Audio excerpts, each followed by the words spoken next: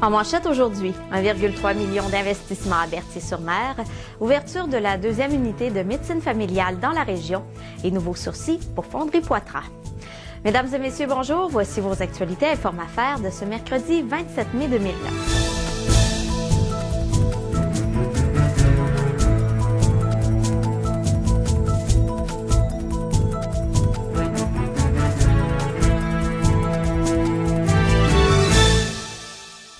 Berthier-sur-Mer bénéficiera d'une aide financière de 1,3 million de dollars de Québec pour réaliser des travaux d'infrastructure sur son réseau d'aqueduc et sur la route 132. Des nouvelles conduites d'eau potable seront installées sur une distance de 1,8 km dans le secteur ouest de la municipalité le long de la 132. Ces travaux étaient rendus nécessaires en raison de la désuétude des installations actuelles qui provoquaient plusieurs bris dans ce secteur de la municipalité. Par ailleurs, l'autre partie du budget sera consacrée à l'amélioration de l'intersection de la route Saint-François et de la rue de la Marina avec la route 132. Le drainage de la route sera aussi amélioré à cette hauteur. La deuxième unité de médecine familiale de Chaudière-Appalaches a été ouverte récemment dans le quartier Saint-Romuald. Un investissement de plus de 1 million de dollars a été nécessaire à l'implantation de cette unité. Le tiers a été utilisé pour la location des locaux, un autre tiers pour l'acquisition d'équipements et le dernier tiers ira pour le fonctionnement de l'unité. D'ailleurs, au fur et à mesure que ces activités augmenteront, le budget sera lui aussi rehaussé. Lié à la faculté de médecine de l'Université Laval, l'unité sera un milieu de stage pour les résidents en médecine qui ont choisi la médecine familiale comme spécialisation.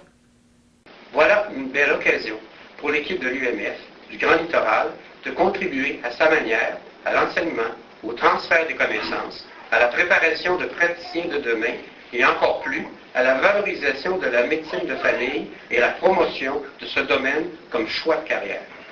En plus de soutenir la formation de médecins, ce partenariat contribueront tous ensemble plus largement à nos objectifs régionaux en termes d'accès aux services, de continuité des services et de qualité des services.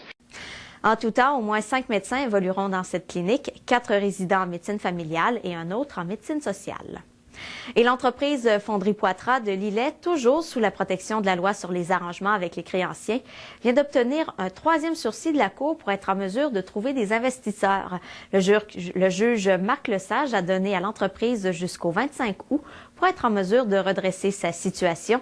Dans sa décision, le magistrat a pris en compte que l'employeur et le syndicat sont actuellement à négocier une nouvelle convention collective, qu'une firme spécialisée en redressement d'entreprise a été embauchée, que l'établissement était l'un des plus modernes au Canada et de l'embauche de l'ancien président propriétaire de Fonderie Ouellette pour tenter d'attirer la clientèle de l'entreprise qui a déjà fait faillite.